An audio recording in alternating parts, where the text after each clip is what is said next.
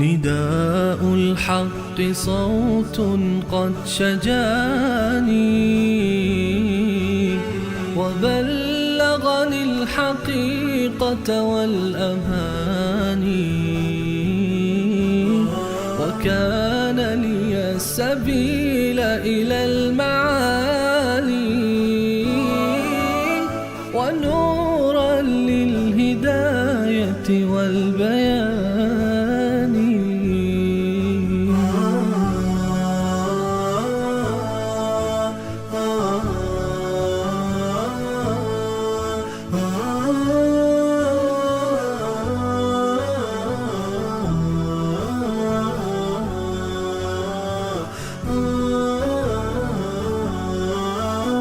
يزيح عن القلوب.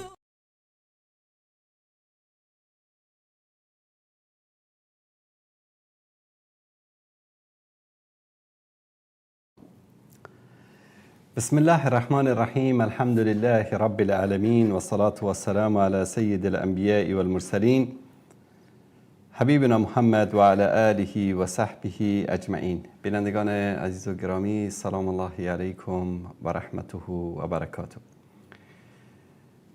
در خدمت شما عزیزان هستیم با قسمت دیگری از برنامه آن روی سکه. بعد از مدت‌ها که این برنامه بنابر دلایلی پخش نشد، اکنون در خدمت شما عزیزان و بزرگواران هستیم و امیدوار هستیم که الله سبحانه و تعالی به ما توفیق بده که انشالله از این به بعد در این برنامه و دیگر برنامه ها در خدمت شما عزیزان و بزرگواران باشیم و بهترین ها رو تقدیم حضورتون بکنیم. در برنامه امشب همونطوری که در اعلان برنامه ملاحظه کردید، ما موضوع خاصی انتخاب نکردیم، چون یک سری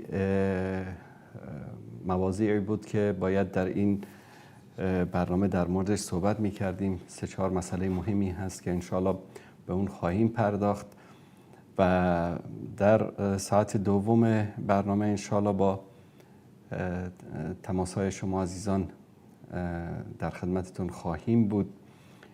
من سعی می کنم در 1 ساعت اول برنامه موضوعات رو جمع و جور بکنم و در مورد مسائلی که انتخاب کردم انشاءالله صحبت‌هایی داشته باشیم.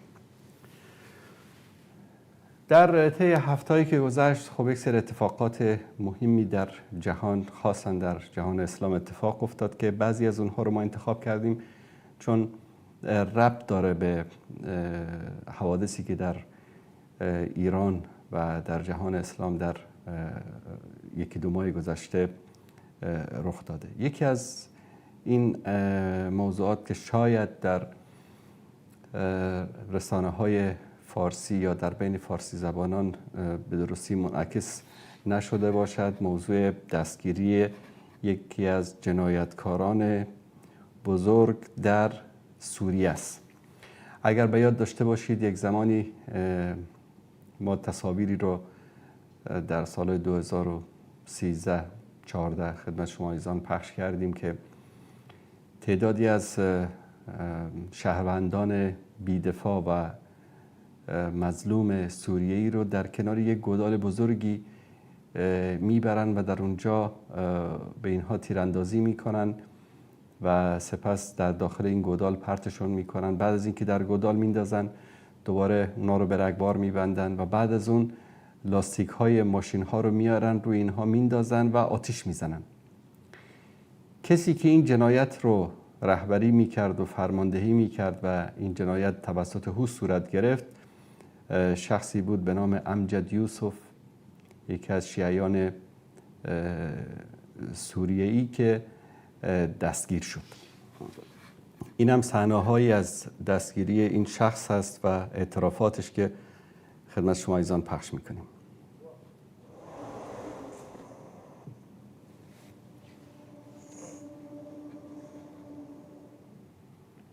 البته این ویدیو اینا مادران و همسران و خانواده کسانی هستن که ببینید به این شکل در اینجا ترور میشن.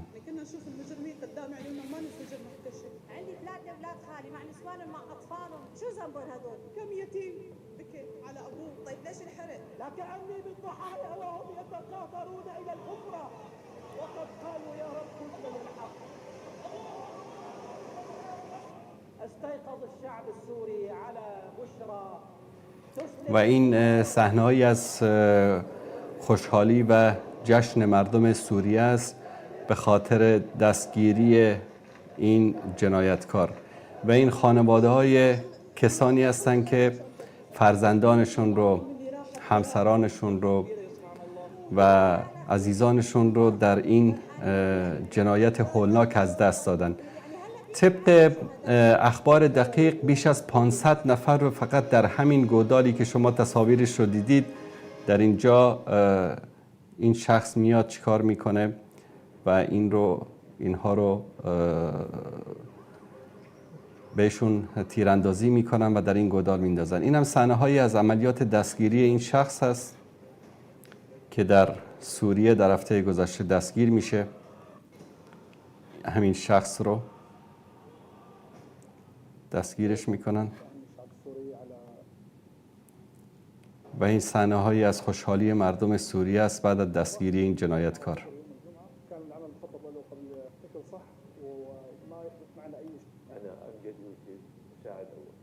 كنت اشتغل بشعبة المخابرات في فرع المنطقة الفرع 227 التحقت بالسلك العسكري عام 2004 لمدة دورة شعبتي. تخرجت 2006 عفوا 2006 برتبة رقيب.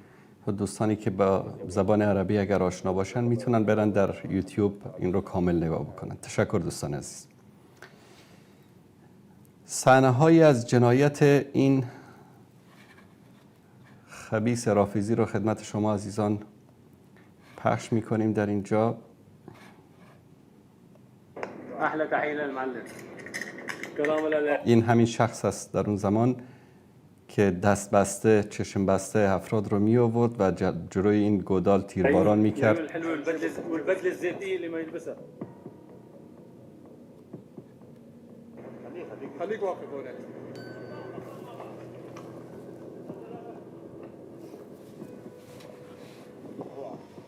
احلى تحيه للمعلم.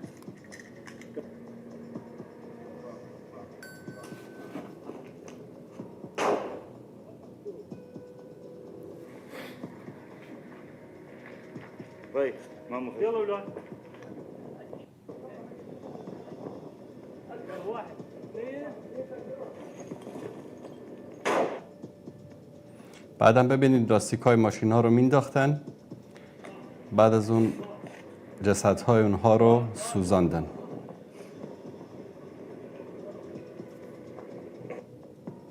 این همین شخص است. همین که در تصویر میبینید.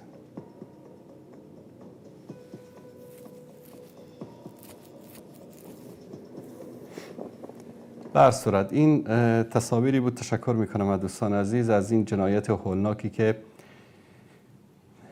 در سوریه توسط این شخص که از فرماندهان نزدیک قاسم سلیمانی فرمانده سپاه قدس سپاه پاسداران ایران این شخص این جنایت ها رو مرتکب شده. خب این تصویرش رو هم دوستان اگر فقط این قسمت تصویر رو نشون بدن. اینم عکسش با قاسم سلیمانی و شما الان خودتون قضاوت بکنید که شخصی که این جنایت بزرگ رو مرتکب میشه در کنار قاسم سلیمانی و همه این جنایت هایی که در اونجا در سوریه صورت گرفت زیر نظر نظام ایران و به فرماندهی همین قاسم سلیمانی که به درک واصل شد صورت گرفت.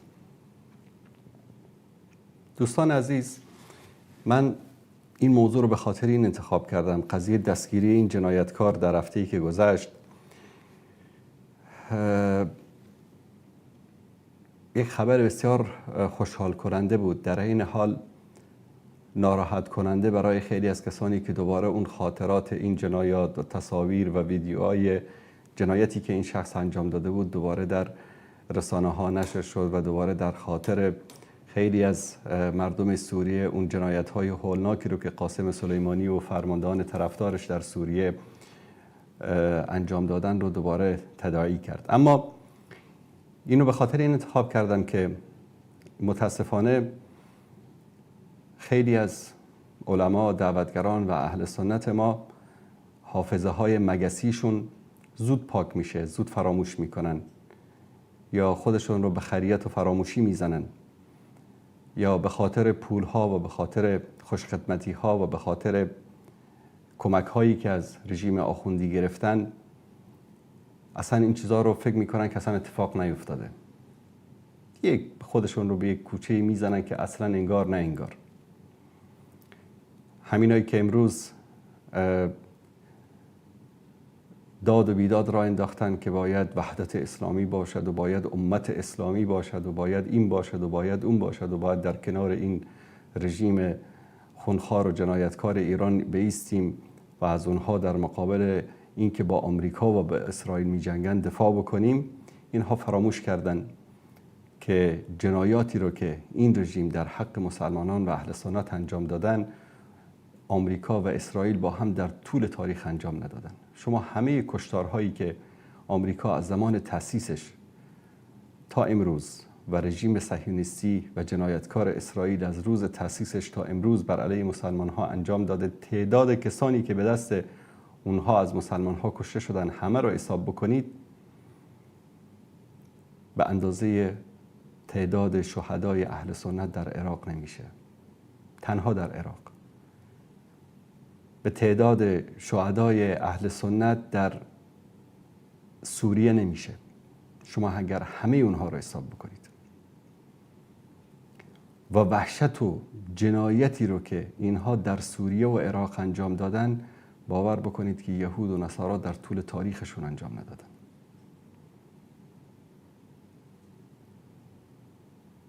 یعنی من وقتی که در قرآن کریم گاهی اوقات انسان تدبر میکنه که لتجدن اشد الناس عداوة للذین آمنوا اليهود والذین اشرکوا، یهود و کسانی که مشرک، این خدای مشرکین.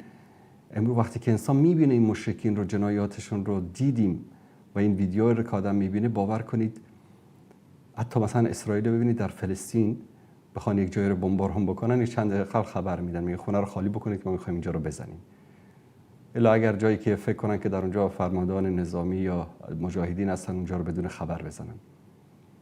اما اینا نه، مردم غیر نظامی رو از کوچه و خیابان جمع میکردن برای تسلیه، برای تفریح، برای خوشگذرانی، به این شکل قتل عام میکردن.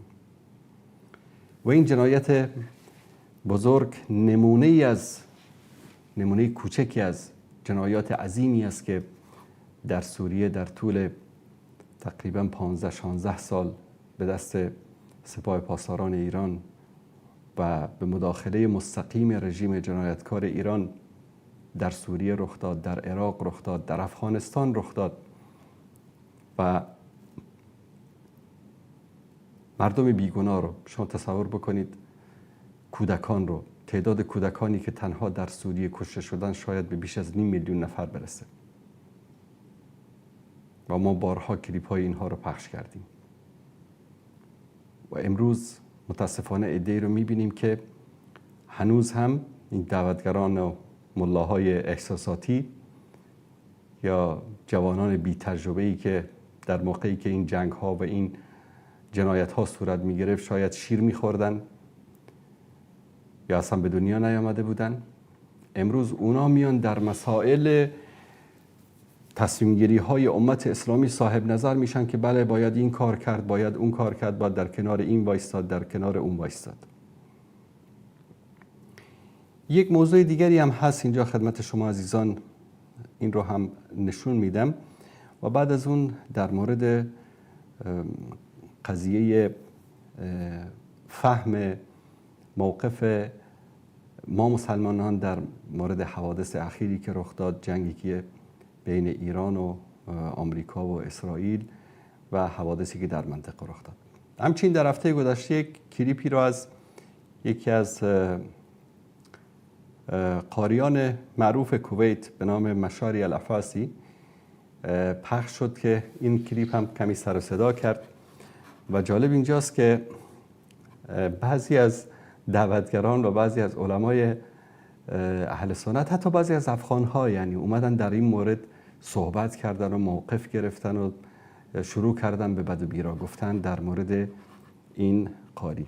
ما این کلیپ رو، قسمتی از این کلیپ رو خدمت شما عزیزان پخش میکنیم، با هم ببینید. تبت ايدين ايران واللي مع ايران حنا اهل التوحيد رمز الشهامه. میگه برباد باد دستان ایران و کسانی که با ایران هستند. خب سرود طولانی هست نسبتاً، منتها این قسمتش تبت ید ایران واللی مع ایران، برباد باد، گرفته شده تقریباً از همون آیه است که تبت ید ابی لهب، تبت ید ایران، برباد باد، نابود باد دستان ایران و کسانی که با ایران هستند. خب این یک قاری کویتی است، مشاعر راشد الافاسی معروف است و ما یک زمانی سروداشو پخش می‌کردیم در وصال. منتها بعد از بعضی از مواقفی که از ایشون شنیده شد و دیده شد، دوستان حقیقتش تصمیم گرفتیم که دیگه حتی سروداش هم پخش نکنیم. منتها چرا به این موضوع من پرداختم در این برنامه؟ چون که عده‌ای از دعوتگران و خاصا این دعوتگرانی که گفتم در زمانی که جنایت‌های حکومت آخوندهای جنایتکار رخ میداد در سرزمین‌های اسلامی، اینا شاید به دنیا نیامده بودن یا دوران شیرخوارگیشون رو می‌گذراندن. اینها آمدن امروز حتی مثلا به این قاری گیر دادن و بد و بیرا گفتن و آی نوکر یهود و های صهیونیست و آی قاری لعنتی و آی قاری فلان شده و از این حرفا. دوستان عزیز، تشکر میکنم. این تصاویری بود از این، حالا زیاد پخش بکنیم مسئله حقوق نشر و فلان داره. بر صورت ایشون رو متهم کردن به یهودی بودن و صهیونیست بودن و نوکر آمریکا و اسرائیل و فلان از این حرفا. حتی بعضی از، نمیخوام اسمشون هم ذکر بکنم، بعضی از دوستان نزدیک ما هم در این مورد صحبت کردن و به این قاری بد و بیرا گفتن. دوستان عزیز، اولا ایشون یک کویتی است و ما در طول همین 40-50 روزی که این جنگ شروع شد از اواسط ماه رمضان گذشته شاهد بودیم که رژیم ایران به بهانه وجود پایگاه‌های آمریکایی در کشورهای خلیج به این کشورها حمله کرد. وجود پایگاه‌های آمریکایی یا پایگاه‌های خارجی در اونجا یک بهانه است، در حالی که اصلا در اون پایگاه‌ها افرادی وجود نداشتند یا در بعضی جایی هم که وجود داشتند قبل از شروع جنگ اینها مواقعشون رو ترک کرده بودند یا در حالت آماده باشی بودند که شما میدونید در مراکز نظامی در زمان جنگ سربازانی که در اونجا هستن همیشه در حالت آمادگی هستن، برخلاف مردم بی‌دفاع که ناگهان موشک بهشون اصابت میکنه یا بمباران میشن. خب یعنی در اون موقع من خودم شاهد بودم در عربستان، در کویت شاهد بودم که مراکز نظامی رو نمیزد ایران. مثلا فرودگاه مدنی یا فرودگاه به اصطلاح غیر نظامی کویت رو، هم فرودگاه قدیم هم فرودگاه جدیدشون رو بمباران کردن که تا هنوز هم پروازهای داخلی و خارجی از کویت شروع نشده. سازمان تامین اجتماعی رو، ساختمانش رو بمباران کردن. مجتمع وزارتخانه ها رو در کویت بمباران کردن. کارخانه های تولید آب شیرین در، شما میدونید که کشورهای خلیج آب نوشیدنیشون را از یا از دریای سرخ یا از خلیج تصفیه میکنن.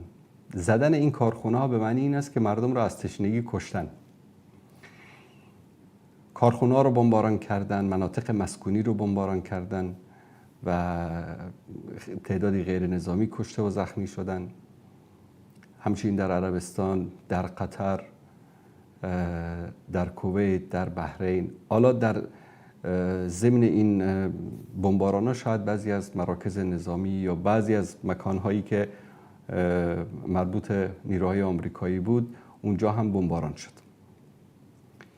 همه یک نکته جالبی رو من خدمت شما عزیزان اینجا عرض کنم که طبق احصایه اخیری که چند روز قبل نشر شد، مجموع تعداد پهپادها و موشک‌هایی که به سوی اسرائیل شلیک شده از ایران در طول 40-50 روز گذشته 850 پهپاد و موشک بوده. تعداد کل موشک ها و پهپادهایی که از ایران به طرف سرزمین های اشغالی یا اسرائیل شلیک شده. در مقابل تعداد پهپادها و راکت هایی رو که به کشورهای اهل سنت، به کشورهای عربی، به ترکیه، آذربایجان، قطر، کویت، بحرین و عربستان سعودی شلیک کردن بیش از 5000 موشک و پهپاد است. وقتی ما گاهی اوقات میگیم که اینها در حقیقت دشمنی با اهل سنت و با مسلمان ها دارن و دشمنیشون با آمریکا و با اسرائیل بر سر تقسیم منافع است. گاهی اوقات به خاطر تقسیم منافع به جان هم دیگه میفتن و شاید بهای سنگینی هم بدن. قول یکی از دوستان خوشحال بود میگفت که حکومت ایران رو ساقط میکنه آمریکا. گفتم آمریکا مگه احمقی که این حکومت رو ساقط بکنه؟ مگه بهتر از این آخوندا برای تفرقه انداختن در بین امت اسلامی ایران میتونه در دنیا پیدا بکنه؟ هر روزی که اینا آمدن جنگ شیعه و سنی رو اینا آغاز کردن، جنگ عرب و عجم و اینا آغاز کردن، اختلاف و تفرقه در بین امت اسلامی اینها انداختن، سرزمین های اسلامی رو اینها به دشمنان سپردن.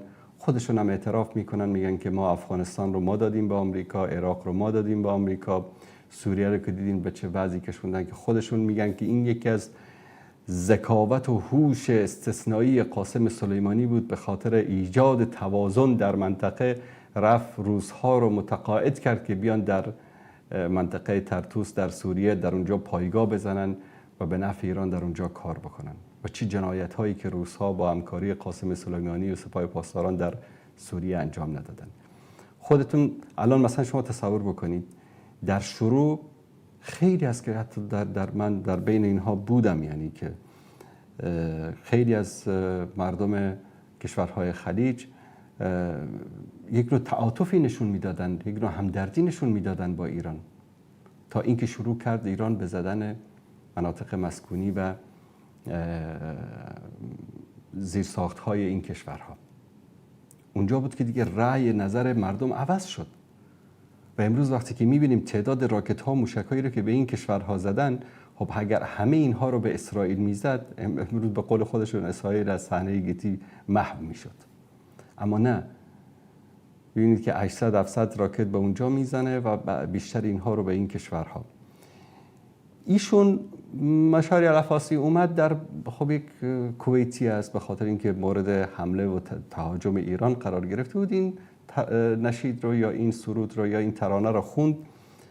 و جالب برای من این است که عکس العمل بعضی از دعوتگران و علما در افغانستان و بعضی از فیسبوکی ها و بعضی از این مردمایی که اصلا از این وقایع اطلاعی ندارن و حقیقت این ماجراها رو نمیدونن که آقا این فلان شده و قاری اینطوری است اونطوری است و این در زندگی بر علیه یهود و نصارا چیزی نگفته. درسته ما هم یعنی شاید که بیش از 8-9 سال باشه که ما کلیپاشو پخش نکردیم در شبکه تلویزیونی، در وصال و در غیره، اما نباید از حقیقت بگذریم. ایشون در مورد فلسطین، در مورد غزه هم سرودهایی خونده و هم در مورد فلسطین که یک بخش خاصی در صفحهش هست. شما دوستان اگر به صفحه العفاسی برید در یوتیوب، یک بخش خاصی در مورد اینجا دوستان اگر نشون بدن، گریه برای غزه مثلا، در اینجا در مورد غزه صحبت میکنه. الدمعة تصرخ تصرخ يا ضمير والطفل يبكي يبكي و حتی همیشه منزل الكتاب هذه قصة هاينة شر عذاب. بار الله تو بدترین عذابها را بر صهیونیست‌ها بچشان. در مورد فلسطین همیشه در نمازهای تراویح دعا میکرد و همیشه الحمدلله رب العالمین، الحمدلله یا رب العالمین. وغزة أيها الأعداء لن تفنى ولن تغنى تقصى أجادت في صمود الحق يا من نصرت مثلا اینا حسبنا الله ونعم الوكيل حسبنا الله ونعم الوكيل أقصانا أعظم وأسرانا أقصانا قبلة لا عاش قاتلهم ولا دامت له يوما أنامل وعليه أصبح حوبة. بله دوستان عزیز، اینا رو به خاطر نشون دادم که خطاب به این دعوتگران و انسان‌های عجولی که میان یک شخصی رو مورد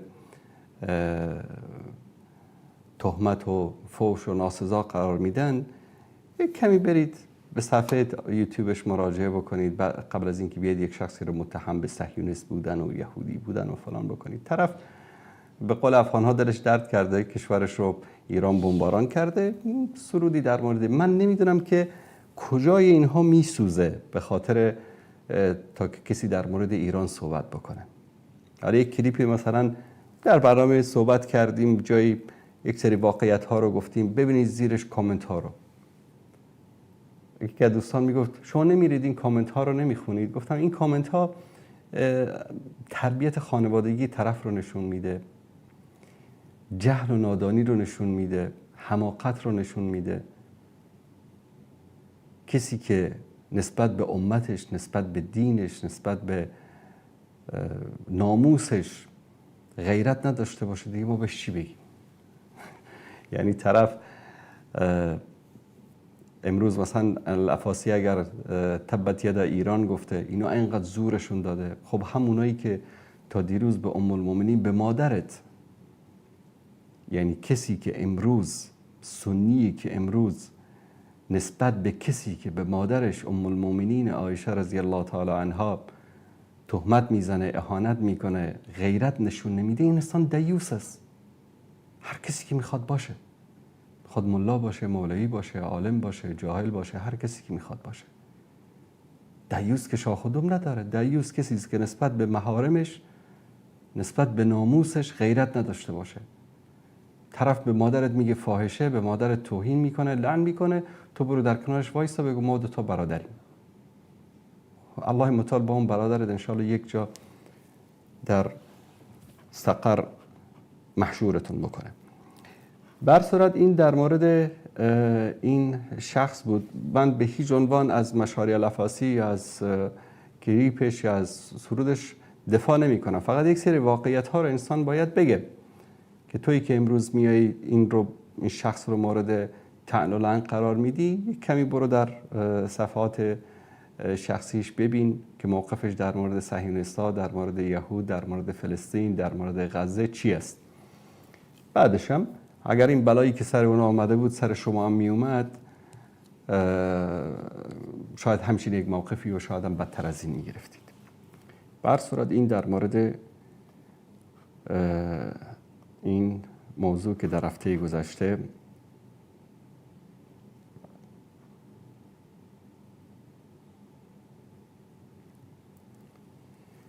بله، دوستی عزیزی نوشتن که معلوم میشه که در مدت 40 جنگ روافض تمام موشک‌های دولت رافضی ایران متوجه زیربناهای کشورهای عربی.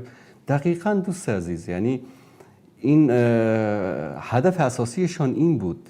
یعنی من همیشه این رو گفتم و هنوزم هستم رو حرفم که اینها اولا هیچ وقت حکومت ایران و هیچ حکومت رافضی، ما اصلا ملت ایران رو کنار میگذاریم، ملت ایران رو اصلا ما باش کار نداریم.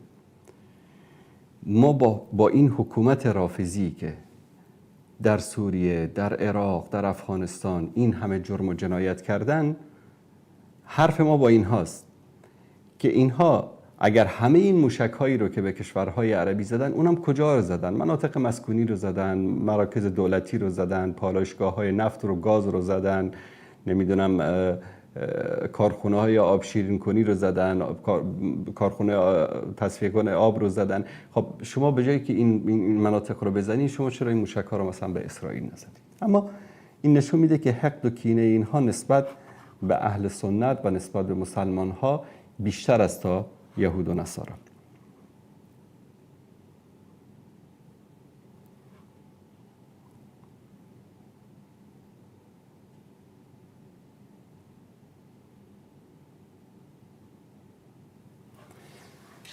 بسیار خوب. الان میایم سر موضوع دیگر.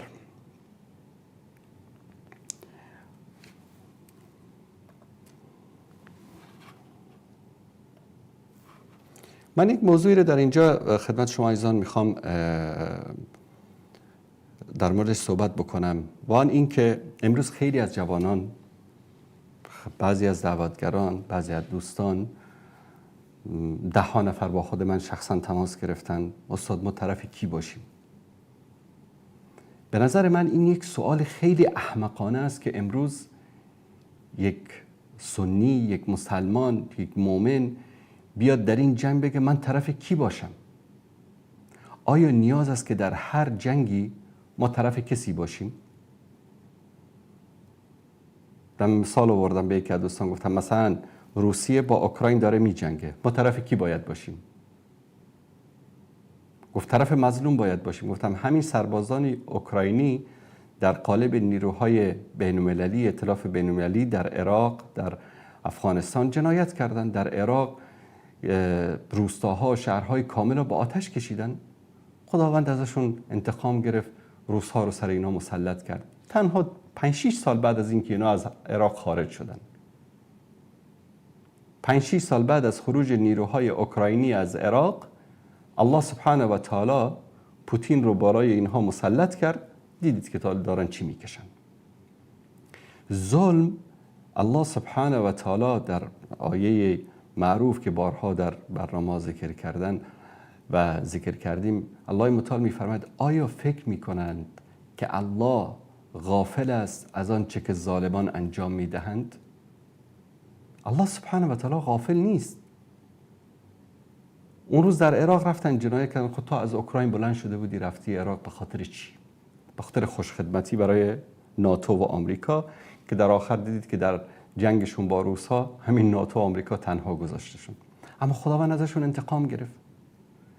همینایی که در سوریه این انسان‌های بیگناه را این گونه به شهادت رساندن، جنایت کردن، همه اونها از صف اول و صف دوم همشون توسط ظالم و ستمگر دیگری به نام اسرائیل و آمریکا در ایران مگر نابود نشدن؟ این انتقام الهی است. به قول ابن قیم رحمت الله علیه میگه وقتی که دیدی که الله سبحانه و تعالی ظالمی رو بالای ظالمی مسلط کرده، داره به او ظلم میکنه، ظالم بر ظالم دیگری داره ظلم میکنه، میگه با تعجب وایستا و نگاه کن. الله سبحانه و تعالی ظالمین دیگری رو بر ظالمین دیگری مسلط کرد و این گونه انتقام مظلومینی رو که در طول 20 سال گذشته به خاک و خون کشیده شده بودن از اونها گرفت. آیا نیاز است که من امروز باید طرف یکی از این ظالمین رو بگیرم؟ آیا نیاز است که حتما من در کنار یکی از اینها بایستم بگم که والا این برای من بهتر از آن دیگری است؟ یکی از عزیزان، یکی از دوستان، جوانکی هست، الله سبحانه و تعالی حفظشون بکنه، هدایتشون بکنه، آمده میگه شما خودتون در یک برنامه گفتید که به سوره روم استناد کردید و گفتید که وقتی که 2 تا کافر با هم دیگه درگیر میشن، ما باید در کنار اون کسی که به مسلمان ها نزدیکتر است در کنار اون بایستیم. و من این سوره رو خدمت شما عزیزان در اینجا این رو بیارم. بله، سوره روم هست. الف لام میم غلبت الروم. روم ها مغلوب شدن، شکست خوردن. فی ادنى الارض و هم من بعد غلبهم سیغلبون. در سرزمین نزدیک به شما. این سوره در زمانی نازل شد که در زمان رسول الله صلی الله علیه و سلم جنگ بین فارسا و روم ها بود. روم ها شکست خوردن. الله سبحانه و تعالی این رو بیان میکنه که روم ها شکست خوردن در سرزمینی که نزدیک شماست و آنها بعد از این شکستشان پیروز خواهند شد فی بضع سنین، در طی چند سال. و این اتفاق در اوایل خلافت سیدنا عمر رضی الله تعالی عنه اتفاق افتاد و رومی ها دوباره بر فارس ها پیروز شدند. لله الامر من قبل و من بعد و یومئذ یفرح المؤمنون بنصر الله. در آن روز مؤمنین به خاطر این پیروزی خوشحال می شوند، پیروزی الله سبحانه و تعالی. و الله ینصر من یشاء، الله سبحانه و تعالی کسی رو که بخواد پیروز میکنه. و هو العزیز الرحیم، و الله سبحانه و تعالی پیروزمند مهربان است. اومدن به این استدلال کردن که حالا امروز در این جنگ ما باید در کنار کسانی که به مسلمان ها نزدیک ترن بایستیم. به به، عجب قیاس مع الفارقی. به این استدلال کردن که امروز ما باید در کنار ایران که به ما مسلمان ها نزدیک تر هستند بایستیم. دوستان عزیز، اولا در زمانی که الله سبحانه و تعالی این آیه را نازل میکنه و روم و فارس در اینجا مطرح میشن، در اون زمان نه رومی ها بر علیه مسلمان ها جنایت کرده بودند و نه فارس ها و مسلمان ها درگیر شده بودند.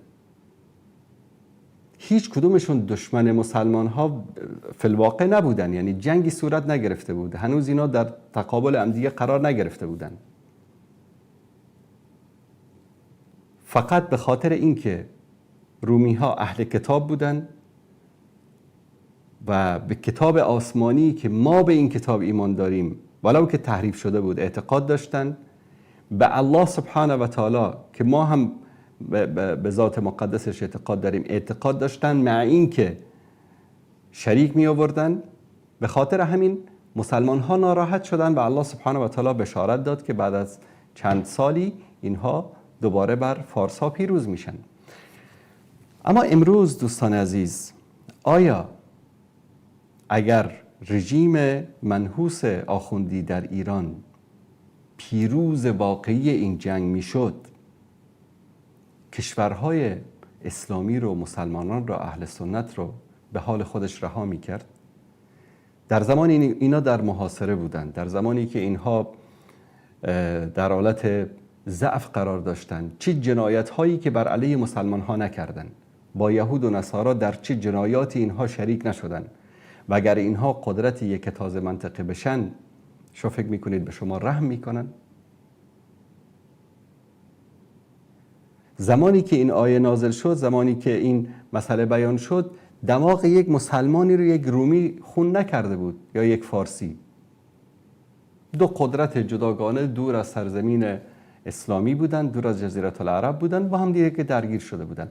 اما بعد از اینکه مسلمان ها با فارس ها و رومی ها درگیر شدن، آیا وقتی که تاتارها مثلا با رومی ها درگیر شدن، یا وقتی که رومی ها در بین خودشون یکی بر دیگری، یک کلیسایی که کاتولیک ها یا پروتستان ها یکیش که به مسلمان ها نزدیکتر بودن، با هم، آیا مسلمان هم یک موقفی رو گرفتن؟ نه خیر، چون همه اونها دشمن مسلمان ها بودن و دشمنی واضح و صریح و آشکار داشتن. و ما در طول این 45 سال دیدیم که این نظام دشمن اسلام است، دشمن مسلمان هاست، دشمن اهل سنت است. من تعجب میکنم هنوز عالم و دعوتگری که 50-60 هزار شهید در غزه رو میبینه، بیش از 1 میلیون انسان مظلوم در سوریه رو نمیبینه که به دست رژیم ایران به شهادت رسیدن. این چه وجدانی است، این چه شرفی است که اینها دارن.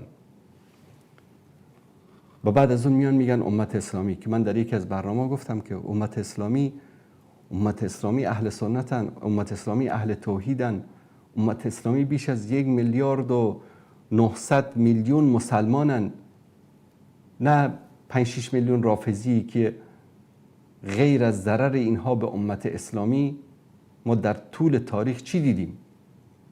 هرگاه که اینا حکومتی تشکیل کردن مانند خنجری بودن در پشت مسلمان ها. اگر فاطمیون در مصر بودن با صلیبی ها همکاری کردن، قدس رو به صلیبی ها تسلیم دادن.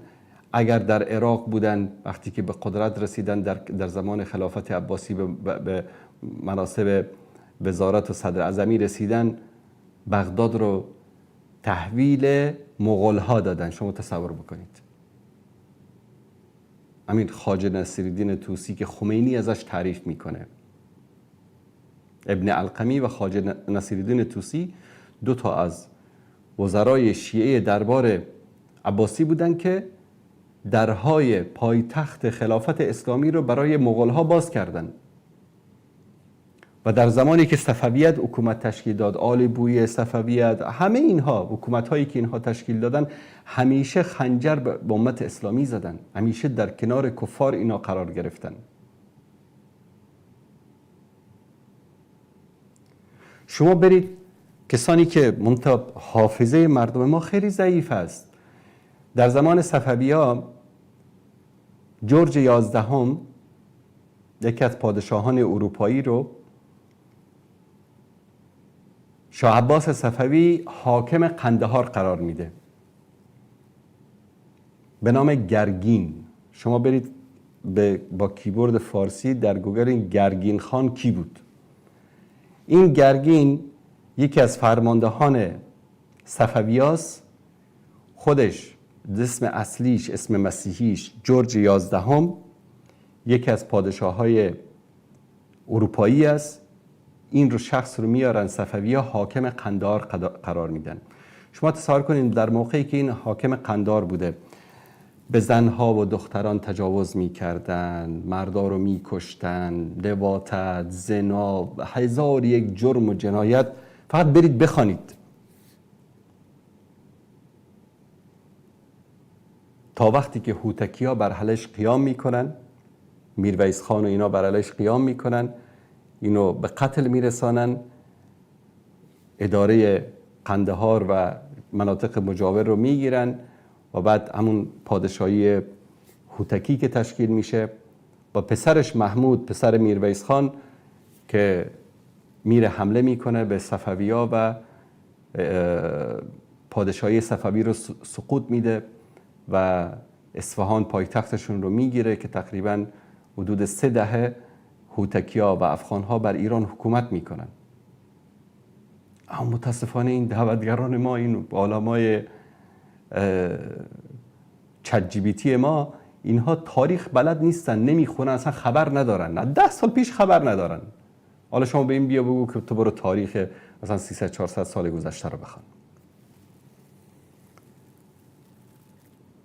در طول تاریخ غیر از در این زمان ما و این دعوتگران و این انسان‌های بی‌شرف و بی‌وجدانی که امروز می‌بینیم، هیچ کس در طول تاریخ امت اسلامی در کنار کسانی که به عرض و ناموسشان تجاوز کرده باشه،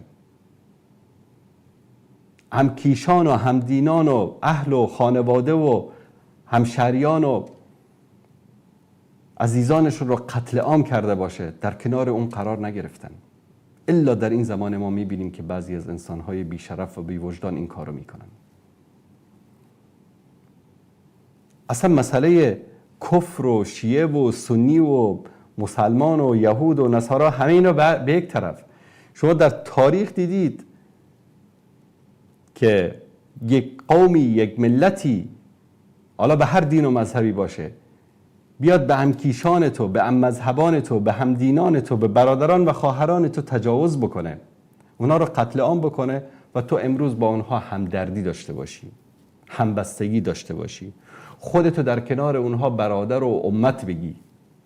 در طول تاریخ همچین اتفاقی نیفتاده.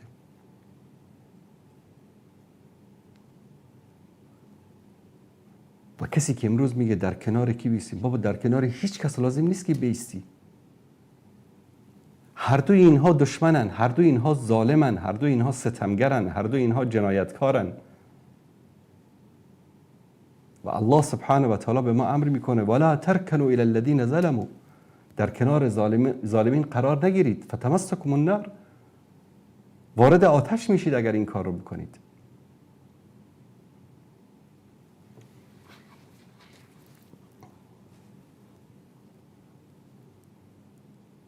امروز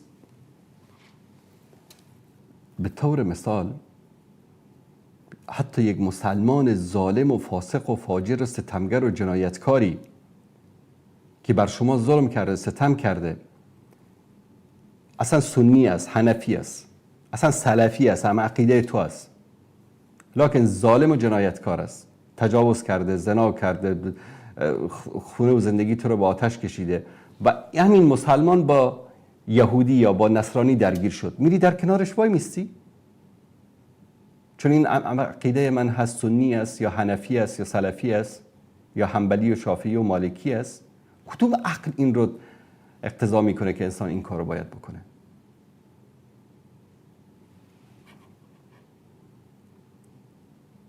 و هر کدام اینها صهیونیست ها یک پروژه دارن، پروژه نابود کردن جهان اسلام. کسی که در کنار اونها وای میسته، با اونها همدلی میکنه، همراهی میکنه، همکاری میکنه، صهیونیست است. و کسی که در کنار حکومت رافضی که پروژه‌ای برای نابودی اسلام داره، نابودی اهل سنت داره، نابودی توحید داره، نشر شرک و کفر در جهان داره، در کنار اونها میسته، مانند اونهاست.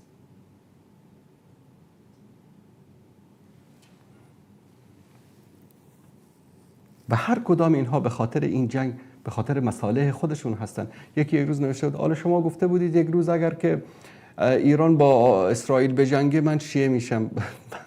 متاسفانه اینها نمیدونم، حرفایی رو که من زدم در آرشیو وجود داره، در فیسبوک، در یوتیوب، در همه جا. اگر روزی دیدید که اینها در کنار اهل سنت بر علیه کفار جنگیدند، حرف ما خیلی واضح است، خیلی آشکار است و این هرگز امکان نخواهد داشت. چرا؟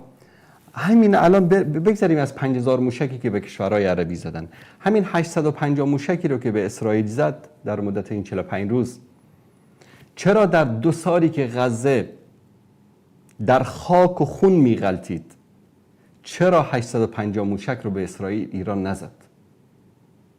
چون مصالحش اونجا، مصلحتی در اونجا نداشت، مصالحش در خطر نبود. پس این موشک ها و این جنگ نه به خاطر اسلام است، نه به خاطر خداست، نه به خاطر پیغمبر است، نه به خاطر امت اسلامی است. الکی عده بیشرف امروز اینها رو با امت اسلامی میچسبانند. ثانیاً همین فلانزاده ها و وزین ها و شیعین ها و همینایی که امروز طبل ایران رو به گردنشون انداختن، طبل میزنن برای ایران، همینا بر اساس همین منطقشون که میگن امت اسلامی است، در حداقل مسلمان هستن، باید در کنار امت اسلامی بایستیم، باید در کنار مسلمان ها بایستیم. اوی مسلمان، وحدت است، همبستگی است، خدا هست، رسول است، خدای ما یکی، پیغمبر ما یکی، کتاب ما یکی، قبله ما یکی، ما امت اسلامی هستیم، در کنار امت اسلامی. همینی تویی که دیروز در نظام جمهوری در افغانستان در کنار بیش از 180,000 سرباز ناتو در کنار اونها وایستاده بودی، در اون روز این قیاس و این فقاهت و این اجتهادت کجا بود که در کنار برادران مسلمانت می ایستادی که با ناتو و با آمریکا می جنگیدن؟ اون وقت امت اسلامی نبود؟ نه، موقع دلار بود. دلار در همون انتخاباتشون هم شرکت کردی، در همون دموکراسیشون هم شرکت کردی، خودتو کاندیدم کردی در اونجا، حزبم درست کردی در اونجا، چون اونجا دلار بود، پول بود، منصب بود. اونجا اصلا امت اسلامی برای تو مهم نبود. همه اینایی که امروز در کنار روافض، در کنار حکومت جنایتکار ولایت فقیه قرار گرفتن، همه اینا رو برید گذشتهشون رو، بیوگرافیشون رو بخوانید. در زمانی که افغانستان اشغال بود توسط آمریکا و ناتو، اینا در اونجا در ناز و نعمت زندگی میکردن. یک روز صداشون در نیامد که افغانستان اشغال است. یک روز صداشون در نیامد که اینها در افغانستان جنایت میکنن. روستاها، یک روستای کامل در هرزگان، کامل یک روستا رو در جشن عروسی بود، در اونجا ناتو آمد بمباران کرد، آمریکایی‌ها بمباران کردن، همه اهل قریه رو نابود کردن. یعنی یک روستای کامل تبدیل به گورستان شد. یکی از این بیشرف‌ها صداشون در نیامد که امت اسلامی قتل عام شده، کجایید ای مسلمانان، بیایید در کنار امت اسلامی قرار بدید. چون اون موقع برای اینا امت اسلامی ناتو بود، امت اسلامی برایشان آیساف بود، امت اسلامی برایشان آمریکا بود. و همون جنایتکارانی که در ایران دیروز مسبب این قتل عام و کشتار مسلمان ها در افغانستان بود، همون نظام و همون افراد و همون اشخاص، همون رهبران دسته اول و دسته دومشون توسط همون آمریکایی که دیروز اینها به همون آمریکا نقشه میدادن که اینجا رو بزنید اونجا رو بزنید در افغانستان، توسط همونا چی شدن؟ قتل عام شدن. انتقام الهی رو دیدید؟ کی باورش میشد که در طی چند دقیقه همه اون جنایتکارانی که دستانشون تا آرنج به خون مسلمان ها در افغانستان و عراق و سوریه آغشته بود همشون قتل عام بشن؟ این انتقام الله سبحانه و تعالی است. در عراق این همه جنایت کردن، بیش از 7000 عالم و دعوتگر و مؤذن و امام مسجد رو ترور کردن، اعدام کردن در خیابانها. امام مسجد رو از مسجد کشیدن، تیربارانش کردن، ریسمان رو به پاش بستن، با ماشین در وسط شهر میگشتاندن. بیش از 700-800 مسجد تاریخی رو خراب کردن در عراق. در اون موقع همین بیشرف‌های بیوجدان صداشون در نمی اومد که امت اسلامی در خطر است و ایران و آمریکا و ناتو همه در کنار هم با هم متفق در عراق جنایت میکردن؟ همین بی‌حیاها یک روز نگفتن که امت اسلامی در خطر است؟ در سوریه برید شما اصلا فیسبوک ها اینها رو تاریخشون رو بخواید، یک موقف اینا در مورد سوریه داشتن؟ مگر سوریه امت اسلامی نیستن؟ برای شما بیشرف های بیوجدان سنی های اثناعشری امت اسلامی فقط ایران هست، حکومت آخوندی است؟ عراق برای اینها امت اسلامی نبود، سوریه امت اسلامی نبود.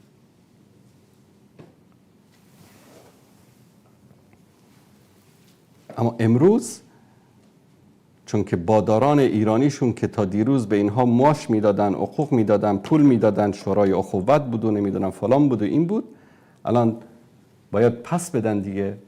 جایی که خورده بودن میسوزه، الان باید دفاع بکنن، باید در کنار اونها بیستن. در کنار کی بیستیم؟ با که باشیم؟ این سوال خیلی احمقانه است که مثلا دو تا آتیش روشن است دو طرف، حتما تو باید بری خودتو به یکی از این آتش ها بچسبانی؟ یا دو تا دریای شور است، یا دو کوزه آب است، یکیش شوری است که اگر از اون بنوشی به هلاکت میرسی و دیگری گندیده است، پر از میکروب است که اگر از اونم بخوری میمیری. تو باید بین این دو تا یکیشو انتخاب بکنی؟ چه منطقی دارن اینها؟ آیا لازم است که باید انسان در بین دو فاسد، در بین دو ظالم، در بین دو آتش، در بین دو ستمگر یکیشو باید انتخاب بکنه؟ امروز کسی که در کنار اسرائیل قرار بگیره با کسی که در کنار ایران قرار بگیره هیچ فرق نمیکنه. اینها دو روی یک سکه هستند بر علیه اسلام و مسلمان ها.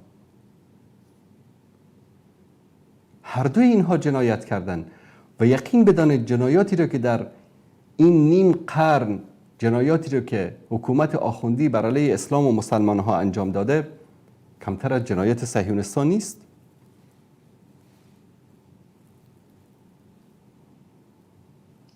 بیننده عزیز سلام علیکم، بفرمایید. السلام علیکم و رحمت الله و برکاته. علیکم السلام و رحمت الله و برکاته. خسته نباشید استاد انصاری عزیز، الله سبحانه و تعالی به شما جزای خیر بده. آمین. آمین. سلامت باشید. الله سبحانه و تعالی از همه دعوتگرانی که واقعا برای رضای الله سبحانه و تعالی دعوت میکنند و هدفشون از دعوتشون رساندن حقیقت یعنی همان اسلام است، راضی باشه و به اونها توفیق بده که بتوانند با دستان خود مردم بیشتری رو از ضلالت و گمراهی رهایی بدن. آمین. آمین. استاد انصاری در مورد همون کسی که الان باید در کنار این جنایتکاران یا استکبار یهود و نصارا باشه یا همین رافیزیان و مشرکان و قبر پرستان حال حاضر دنیا بله. که واقعا فساد و بدبختیشون و جنایتشون به اوج خودش رسیده و من الحمدلله که این جنایتکاری که در سوریه واقعا مردم و مسلمانان زیادی رو قتل عام کرده دستگیر شده. خوشحالم، امیدوارم که واقعا توسط مسلمانانی که امروز در کشور سوریه حاکم هستند به لطف الله سبحانه و تعالی به این قدرت رسیدن این جنایتکار محاکمه بشه و به سزای اعمالش برسه و همچنین همین جنایتکاران رافضی که در مملکت امام موهوم هستند اکنون نیست در این جنگی که هست هنوز مردم رو اعدام میکنن، مسلمانان رو میکشن. ببینید در بلوچستان این کار رو میکنن، در کردستان و در همه مناطق ایران، علاوه خصوص مناطقی که مسلمان نشین است، جوانانشون رو که در زندان هستن خلاصه به بهانه‌های واهی، به احکام واهی که توسط قوه فسادش صادر میشه میخوان اعدام بکنن و خیلی از این جوانان اکنون واقعا در مرحله‌ای هستن که این جنایتکاران اعدامشون بکنن و من از الله سبحانه و تعالی میخوام که خودش فریاد رس صدای پدران و مادران این جوانان باشه و این جوانان رو این بچه‌های این مردم رو از دست این مشرکان قبر پرست جنایتکار رهایی بده. آمین آمین آمین. از سوره روم که اشاره کردید این چیزی که من در ذهنم هست وقتی که رسول الله صلی الله علیه و سلم به امپراتوران وقت، به حاکمان بزرگ وقت نامه میفرسته، یکیشون که همین خسرو پرویز بود، این جنایتکار و این مجوسی به نام رسول الله صلی الله علیه و سلم توهین میکنه و پاره میکنه و همچنین شما اگر یادتون باشه اینطور تاریخ نوشته که از طریق کشور یمن، بله، که در اون زمان در سیطره و به هر صورت حاکمیت که امپراتوری ایران بود، میخواد اشخاصی رو بفرسته تا رسول الله صلی الله علیه و سلم رو بکشن. درست. و این رو اصحاب رسول الله صلی الله علیه و سلم میدونستن، به این خاطر از شکست روم در برابر مجوسیان ناراحت میشن و این که بعداً رومیان بر این مجوسیان غلبه پیدا میکنن خوشحالیشون به این دلیل بود. حالا من اینو یادم بود به این خاطر خدمتتون عرض کردم. درست. و ممنونم. و این که واقعا ببینید امروز من مسلمان اگر این جنایت این قبر پرستان مشرک رو نبینم و همچنین پشت پرده‌ای که واقعا چه کسی این جنایتکاران رو حمایت کرده، واقعا باید فاتحه من خونده بشه. ببینید شما اشاره کردید که این حکومت ایران خودش آشکارا گفته که عراق و افغانستان رو این جنایتکار همکاری کرده با آمریکا تا تسلیم بشه. شما فرمودید وقتی که همین ناتو یا آمریکا در افغانستان مستقر شد چه جنایت‌هایی سر مردم مسلمان نبرد. خب بیشتر مردم افغانستان مسلمان هستن الحمدلله. در کشور ایران مسلمان هست ولی متاسفانه کشور ایران هنوز بر روی این مجوسیت خودش اصرار داره. حالا نمیدونم حدیث رسول الله صلی الله علیه و سلم در مورد علم این مجوسیان چی بوده که اشاره کرده اگر علم در سرای باشد مردم از کشور ایران به هم دست پیدا خواهند کرد. نمیفهمم واقعا، من معنی این حدیث رو در نکردم ولی تا امروز که من دیدم کشور ایران واقعا فتنه بوده برای مسلمانان با توجه به منطقه استراتژیکی که داشته و مردمی که واقعا میگویم که فقط دشمنی میکنن با اسلام، یعنی خیلی زیاد هستن متاسفانه. مردمی هم اگر مسلمان باشن واقعا اسلامشون اینقدر قوی نیست مثل عقیده و اینا، که مثلا ما میبینیم مردم مسلمانان غزه وقتی که بچه هاشون کشته میشدن توسط این جنایتکاران سجده شکر می آوردن، ولی هنوزم که کشور ما اگر به هر صورت مسلمانی بچهش بمیره به شیوه گریوش زاری میکنه. من نمیفهم واقعا چه شکلی هست این اسلام ما. ولی اگر من میدونم اگر ما برگردیم به اون اسلامی که رسول الله صلی الله علیه و سلم برای ما آورده، ما میتوانیم هم کشور خودمون رو آباد بکنیم، کشوری مثل ایران، و هم اینکه دست جنایتکاران رو از این کشور بکشیم. و اگر این کشور واقعا کشور با این وسعت و منطقه استراتژیک به هر صورت با توجه به دین اسلام توسعه پیدا بکنه، به باور بنده خاورمیانه به اوج خوشی و به هر صورت فرای خود برخواهد داشت. ولی من باور دارم اگر مردم این کار رو نکنن استکبار میتونه به وسیله این کشور برای تمام این کشورهای منطقه که بیشتر مسلمان نشین هستن ناامنی و به هر صورت بدبختی ایجاد بکنه. خب من بیشتر از این وقتتون نگیرم. سلامت باشید. تشکر از شما. زنده باشید. السلام علیکم و رحمت الله و برکاته. السلام و رحمت الله و برکاته. یک میان برنامه میبینیم دوستان عزیز، هم میان برنامه باشه و هم یادآوری از جنایت هایی که اینها انجام دادن در سوریه و شاید حافظه مگسی بعضی از این علما و دعوتگران و بعضی از این فریب خوردگان سنی های اثناعشری دوباره ریستارت بشه. این کلیپ رو با هم میبینیم و بعد از اون انشاءالله دوباره در خدمت شما عزیزان هستیم و دوستان شماره تلفن برنامه رو هم زیرنویس خواهند کرد و بعد از این میان برنامه انشاءالله تماس شما عزیزان رو هم خواهیم گرفت. با ما همراه باشید.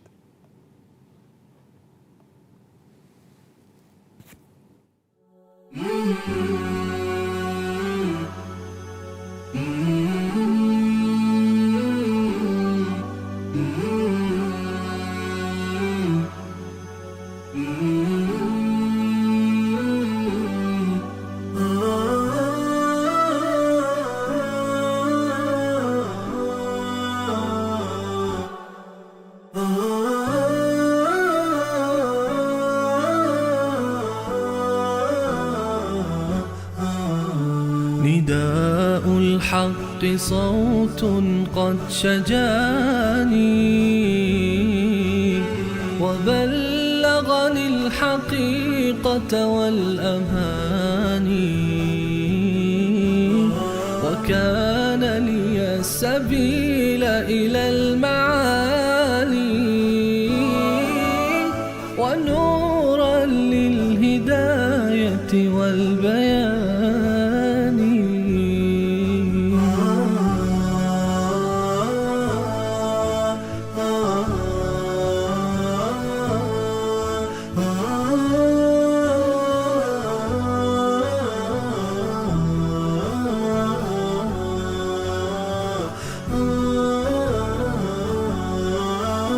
يزيح عن القلوب دجى هواها.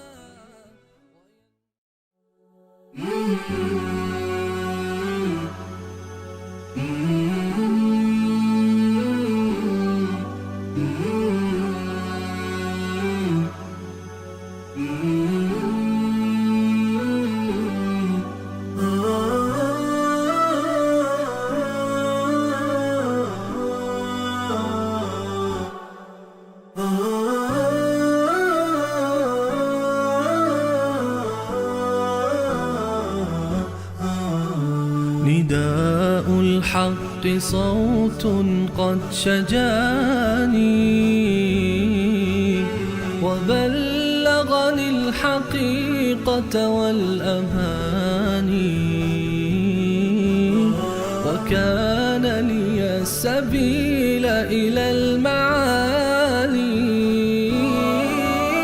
ونورا للهداية والبيان.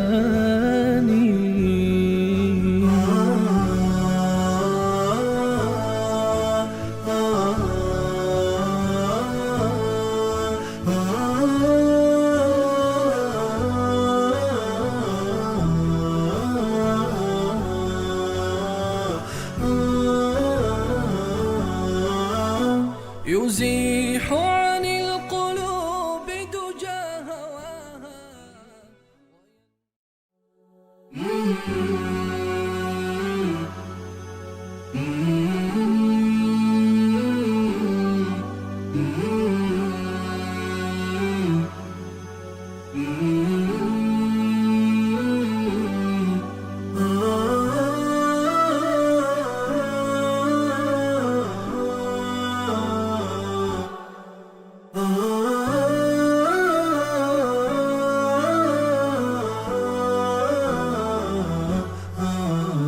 نداء الحق صوت قد شجاني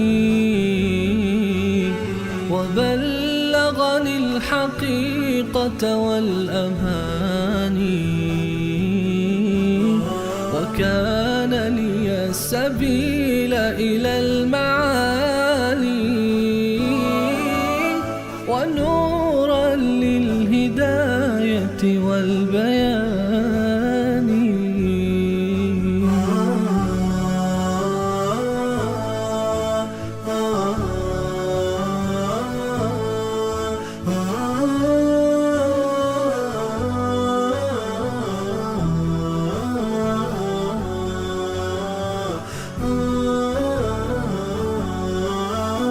يزيح عن القلوب دجى هواها.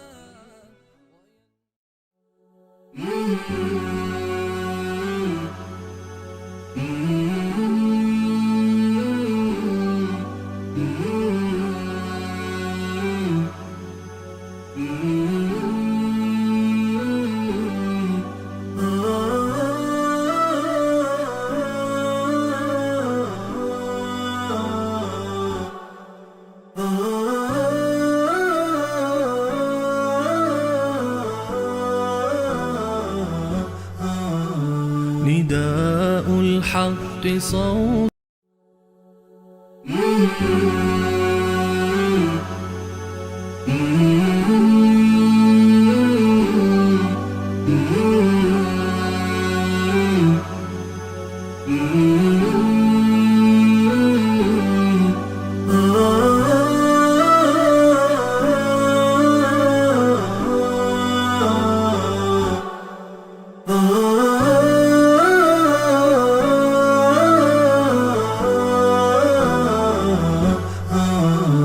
نداء الحق صوت قد شجاني وبلغني الحقيقة والأماني وكان لي السبيل إلى المعالي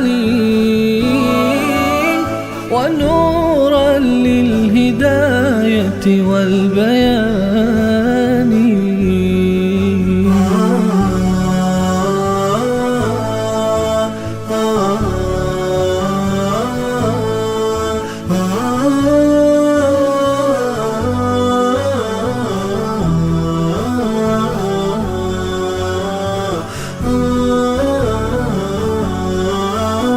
يزيح عن القلوب. پیشتر فایز رفسنجانی دختر رئیس جمهور ایران رو کلیپشو گذاشتم براتون که میگفت ما در کشتار بیش از 500,000 مردم مظلوم سوریه دست داشتیم. بعد یک سنی بی غیرت امروز بیاد بگه که بله ما باید خوشحال نباشیم از اینکه سران جنایتکار سپاه کشته شدن در ایران به دست صهیونیست‌ها به خاطر که اینها همسایه ما هستن، همزبان ما هستن، مسلمان هستن. والله کسی که در کشتار این کودکان مظلوم سوریه و همین خبیث‌های نجس‌های کثافت‌ها بودن که به رژیم بشار کمک می‌کردن، فاطمیین افغانستان، زینبیون پاکستان، سپاه پاسداران ایران رفته بودن در اونجا و کودکان سوریه رو قتل عام می‌کردن فقط به جرم اینکه سنی هستن. این تصاویر رو ببینید.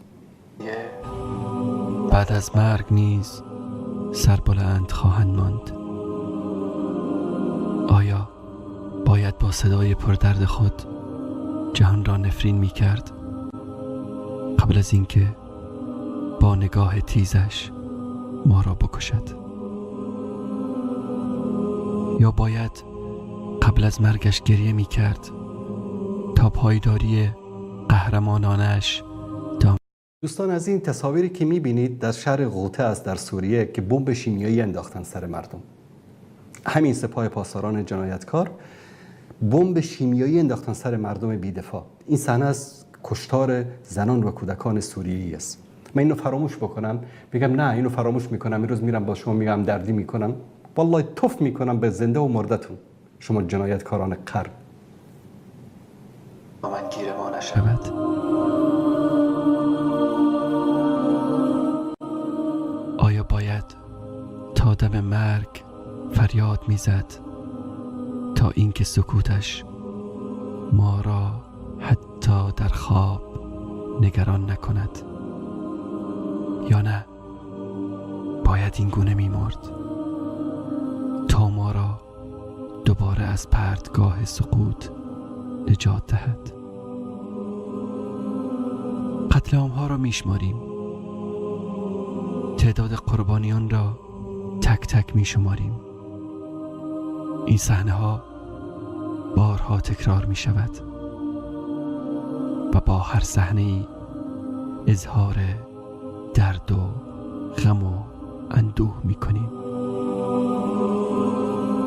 صدها بار این گونه تصاویر را نگاه می کنیم و با تمام وجود احساس غم و اندوه می نماییم.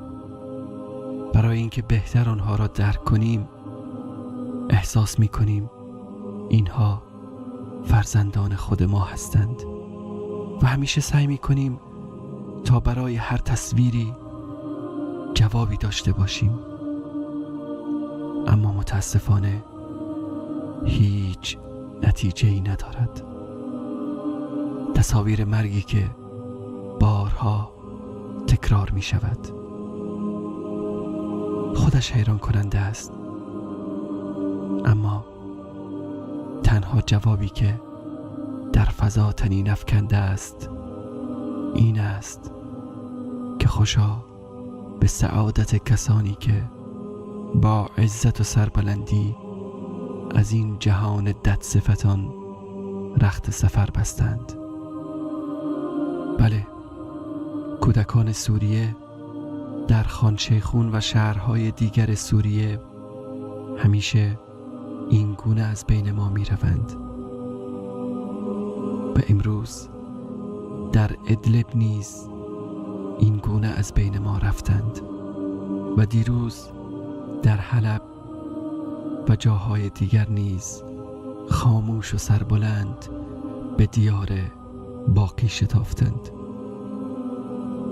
بدون آنکه چشمهایشان را بر روی جهانیان ببندند. در حالی از دنیا رفتند که با چشمان باز به ما نگاه تحقیرآمیزی می کردند و بی صدا فریاد می زدند که همه چیز را به الله خواهند گفت. خبر خواهند داد که چه تعداد بمب در کنارشان فرود آمده.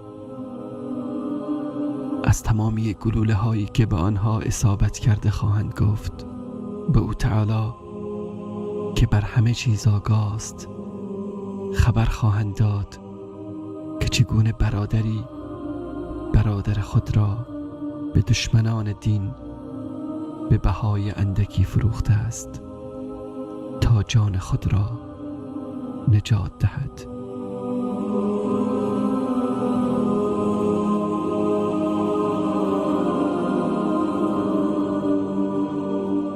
از حال آن منافقینی که با شعار دفاع از مستضعفان کودکان مظلوم سوریه را به خاک خون کشیدند.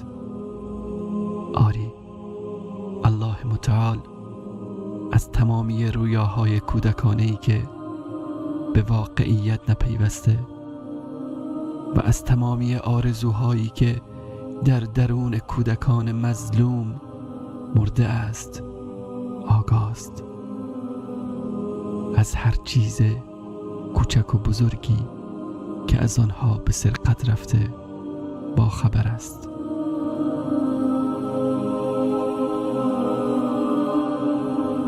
اینها امروز نخفتند.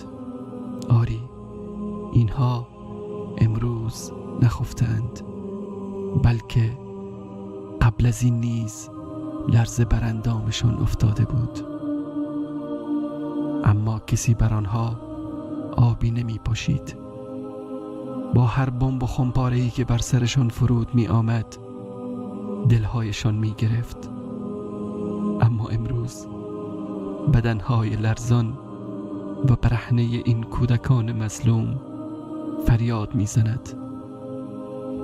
فریاد از این همه بیمهری مسلمانان، فریاد از بیغیرتی سران کشورهای اسلامی، فریاد از مرگ انسانیت در ضمیر مرده بشر، فریاد از سازمان همکاری اسلامی، فریاد از سازمان ملل و شورای امنیت، فریاد از گرگ صفتان حزب الله و سپاه پاسداران شیطان.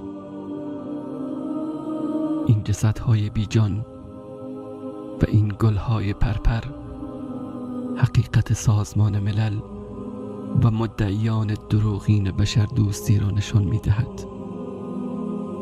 تنها در یک روز بیش از 1000 نفر از کودکان مظلوم سوری کشته شدند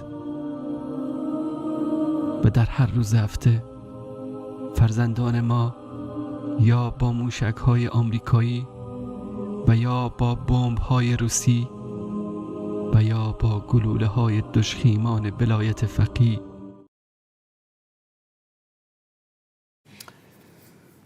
برای بینندگان عزیز گرامی، این صحنه ها رو اگر این سنی نماهای اثناعشری بیشرف اگر فراموش کردن، ما فراموش نکردیم، تاریخ فراموش نکرده، وجدانهای بیدار امت اسلامی فراموش نکرده که امروز میان داد و بیداد را میندازن که امت اسلامی است و باید در کنار این جنایتکاران بایستیم به خاطر که اینها با یهود و نصارا درگیر هستند. الله سبحانه و تعالی ظالمی را توسط ظالم دیگری نابود می کند. از همین الان شماره تلفن برنامه را عزیزان زیرنویس می کنن و انشاءالله در لابلای صحبت ها تماسهای شما عزیزان رو هم خواهیم گرفت. در مورد اینکه امروز ما باید چیکار بکنیم در کنار کی بیستیم، ما در فقه اسلامی یک مسئله رو داریم به نام فقه واقع، فقه نوازل، که متاسفانه خیلی از علما و دعوتگران و بعضی از عزیزان ما از این بیخبرند. یعنی سبحان الله این سوشال میدیا و اینا از بعضی از انسانها مثل یک بادکنک‌های بزرگ میسازه که از تو خالی هستند.